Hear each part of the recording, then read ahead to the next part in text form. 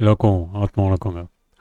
ஆக்சுவலாக வந்து மகாதார் பாபாஜி உடைய 7 எபிசோடு வந்து பாபாஜி பிறந்ததுலேருந்து அவருடைய பயணம் கிரியா எப்படி கற்றுக்கிட்டார் அகத்தியரோட அண்ட் இயேசுநாதரோட ட்ராவல் என்ன பண்ண போகிறாருன்றதை இந்த வீடியோவில் பார்க்க போகிறோம்.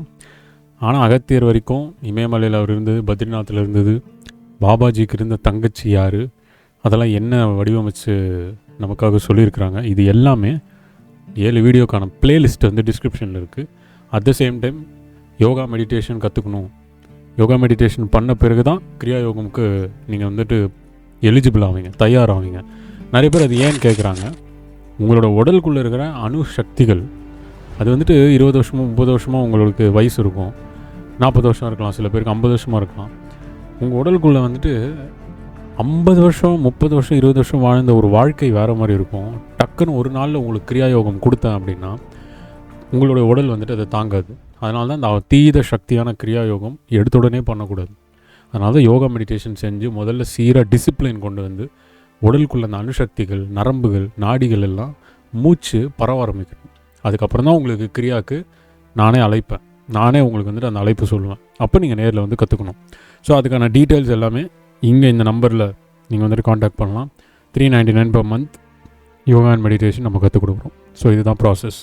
ஆல்ரைட், இயேசுநாதர், மகாதார் பாபாஜி, இவங்க 2 பேருக்கும் மிகப்பெரிய ஃபேன் பேஸே இருக்குங்க இந்த உலகம் முழுக்க. பக்தர்கள் வேறு, பக்தர்கள்னு நம்ம சொல்லக்கூடாது. அதில் என்ன மாதிரி தீவிரமாக ஆன்மீகத்துக்குள்ளே இருக்கிற பர்சனாக நான் அவங்க 2 பேருமே எப்படி பார்ப்பேன்னா, இந்த உலகத்துக்கு உண்மையை நிஜமாலே சொன்னா அவங்க இந்த கலியுகத்தில் மெயினாக ரீசன்ட் டைம்ஸில் அவங்க தான் அதில் ஹெட்டாக இருந்து, இயேசுநாதர் ஒரு ஹெட்டு, பாபாஜி ஒரு ஹெட்டு, இவங்க 2 பேருமே இருந்து அந்த ஒரு விஷயத்தை பரப்பியிருக்காங்க. இந்த உலகம் முழுக்க இந்த கிரியா யோகம் போய் சேரணும் அப்படின்பது அவங்களுடைய ஒரு மிஷினாகவே இருக்குது. அதில் இயேசுநாதர் 2வது வருகை வரத்துக்கு முன்னால் யாரெல்லாம் இந்த ஒரு யோகத்தில் இருந்து இறை நோக்கி டைரக்ட் வேலை போகிறாங்களோ, கோவில்கள், சர்ச்சுகள், அது இதுன்னு அடிச்சுக்கிறது இல்லாமல் உண்மையிலே தனக்குள்ள ஆத்மாவை வச்சு இறைவன் என்ற ஒரு நோக்கத்தை டைரக்ட் பண்ணி நிஜமாக அதுக்கு ஒரு டைரக்ட் பார்த்து போடுறான்ல, அது ரியல் காடுக்கு அவன் மட்டும்தான் நான் வந்து தரிசித்து ஆசீர்வதிப்பேன் அப்படின்பத பரமஹம்ச யோகானந்தர் இதை பற்றி குறிச்சிருக்கிறார். ஸோ அந்த கிரியான்றது ஒரு kingdom of God is within you அப்படின்னு நம்ம இயேசுநாதர் அவர்கள் சொல்லுவார் அடிக்கடி. அதாவது கடவுளோட ராஜ்யமே உனக்குள்ளவே இருக்குது, கடவுளோட ராஜ்யம் உனக்குள்ளே வச்சுக்கிட்டு நீ எங்கேயோ வெளியில் போய் தேடிட்டு இருக்கியா, அது தப்பு இல்லைப்பா அப்படின்னு சொல்லிட்டு இயேசுநாதர் பல இடங்களில் பிரச்சாரம் பண்ணது அதுதானா. இப்போது மகாதார் பாபாஜி இயேசுநாதர் என்னங்க கனெக்ஷன் அப்படின்னு நிறைய பேருக்கு இது பொய்ங்க அதுங்க இதுங்கன்னு சொல்லுவீங்க. பொய்ன்றது பெருசாக இருக்கும், நிறைய பேருக்கு தெரிஞ்சிடும். உண்மைன்றது கம்மியாக இருக்கும், சில பேருக்கு தான் புரியும். அதனால் பொய் உண்மை அப்படின்றதெல்லாம் தாண்டி இந்த கனெக்ஷன்ன்றது ஃபேக்ட்டு. எங்கே போனாலும் சரி, 18 வருஷம் இயேசுநாதர் எங்கே போனாருன்னு தெரியாது. அந்த 18 வருஷம் மகாதார் பாபாஜி கூட அவர் 18 வருஷம் அவர் இல்லை, 12 வருஷம் இருந்தார். அந்த 12 வருஷம் அவர் மகாதார் பாபாஜி கூட என்ன பண்ணார்? மீதி 6 வருஷம் அவர் தேடிட்டு இருந்தார். ஆனால் அந்த 12 வருஷம் தான் பயிற்சி பண்ணார், அவருடைய பவர்ஸ் ஏற்றினார், குண்டலினி சக்தி ஏற்றினார்.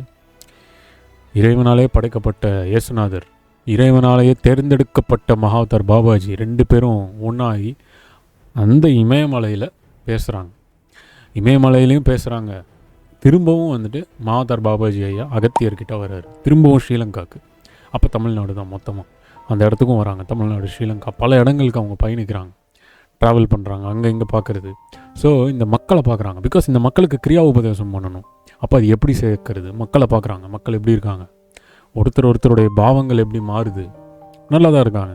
ஆனால் அப்போவே அந்த காலத்தில் மகாதார் பாபாஜி கவலைப்பட்டாராம், மக்கள் இப்படி ஆயிட்டாங்களே அப்படின்னு.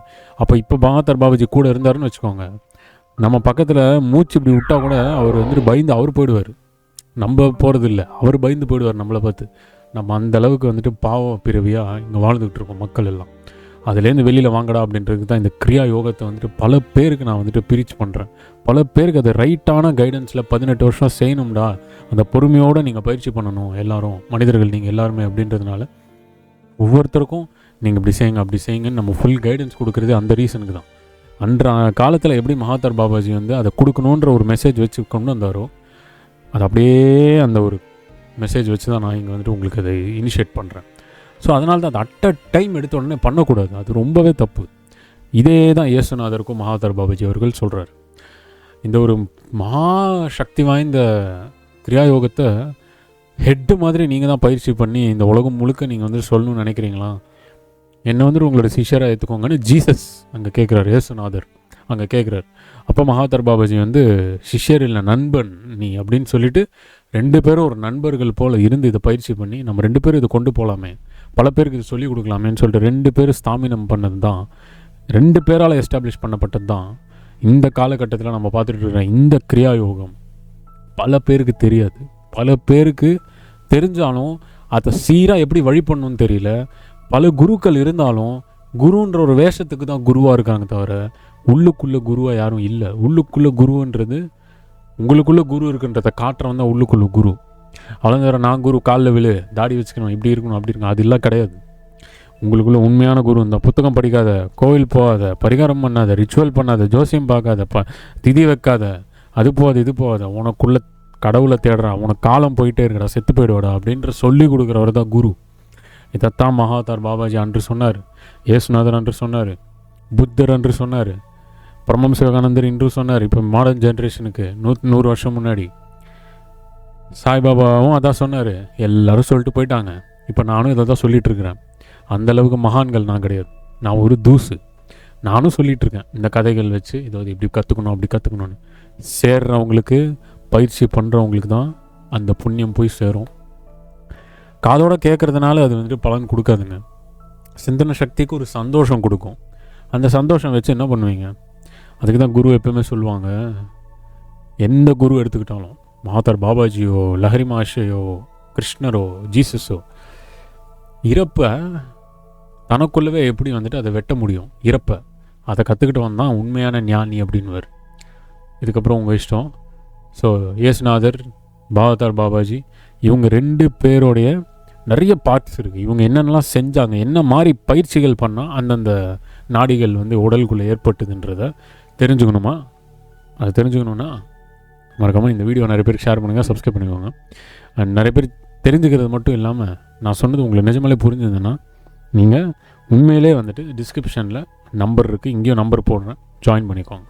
அது உங்களுக்கு உண்மையிலே பலன் கொடுக்கும். பயிற்சி ஒன்று தான் பலன், கேட்குறது எல்லாமே வந்துட்டு ஜஸ்ட்டு ஒரு பொய் தான். ஸோ அது உண்மையான விஷயமா இருந்தாலும் நீங்கள் அதை கேட்டால் அப்படியே அந்த நொடியோடு அது போயிடுது, அவ்வளோதான். ஃபாலோ பண்ணால் தான் காலம் நிற்குது. அதுதான் எல்லா குடும்பங்களுக்கும் நல்லது. ஸோ இதுதான் விஷயம். இது வந்துட்டு இளைஞர்கள்லேருந்து வயசானவங்க வரைக்கும் பயிற்சி பண்ணலாம். கடவுள் இல்லைங்க ஆன்மீகன்னா வயசானவங்க தாங்க வரணும் அப்படிலாம் கிடையாது. விந்து சுட சுட இருக்கிற வரைக்குமே நீங்கள் வரணும். அது இளமையில் தான் இருக்கும். இல்லறத்துலேயும் வாழணும், ஃபேமிலியும் பார்க்கணும், எல்லாமே பார்க்கணும். ஆனால் அட்லீஸ்ட் ஒரு 15 நிமிஷம் நீங்கள் மெடிடேட் பண்ணணும் இனிஷியல் ஸ்டேஜில். அப்புறம் நீங்கள் தானாகவே நீங்களே உட்காந்துப்பீங்க. நம்மளாம் எதுவும் சொல்ல வேண்டாம். ஸோ அதுக்கான முழு விஷயத்தை தெரிஞ்சுக்கிறது தான் இந்த கிரியா. இந்த பார்ட்டை நீங்கள் வந்துட்டு புரிஞ்சுக்கிட்டாலே உங்களுடைய வாழ்க்கை நிஜமாலே சீராக நிம்மதியாக இருக்கும். கஷ்டம் வராதுன்னா சொல்கிறது எதையுமே நம்பாதீங்க, கஷ்டம் வரும் தான். அதை நம்ம வந்துட்டு அப்சர்வ் பண்ணி அதுலேருந்து கற்றுக்கிற விஷயங்களுக்கு தான் அந்த ப்ராப்ளம்னு சொல்கிறது. அது ஆக்சுவலாக கஷ்டம் இல்லை, அது ஆக்சுவலாக வந்துட்டு சிச்சுவேஷன் வித் லேர்னிங். இது ரியலைஸ் ஆனாலே போகிறோம். இதுதான் வந்துட்டு மகான்கள் கொடுக்குற ஒரே ஒரு மெசேஜ் பல மக்களுக்கு. அது வந்துட்டு நிறைய பேர் புரிஞ்சுக்கணும். அதில் தான் உங்களுக்கு சாந்தி கிடைக்கும், பீஸ். அதை ஞாபகம் வச்சுக்கிட்டு மறக்காமல் இந்த வீடியோ லைக் பண்ணிக்கோங்க. ஹரி ஓம். நன்றி.